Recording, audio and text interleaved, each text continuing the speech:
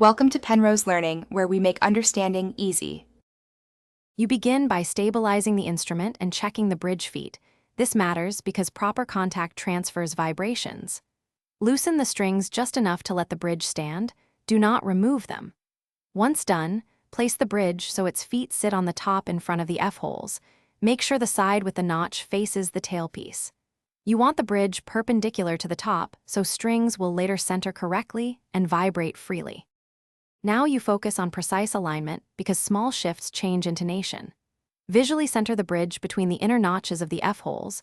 Use the strings as a guide to the midpoint. Make sure the bridge arch matches the fingerboard radius so each string clears and rings properly. Rotate the bridge a hair if one side sits higher. Check that string spacing in the notches is even. This ensures comfortable bowing and consistent response across strings once tension is reapplied. Finally, you bring the bridge into its working state by tightening strings slowly and watching for forward lean. This keeps the bridge from falling. Make small adjustments to string height at the fingerboard. If one string is too high, file the bridge top slightly at that point or check the saddle. Once tuned, play open strings and short bowed passages to confirm tone and balance. If you hear buzzes or uneven sound, reposition a fraction or recheck bridge feet contact. Thanks for watching. If this was helpful, leave a like and consider subscribing. See you next time.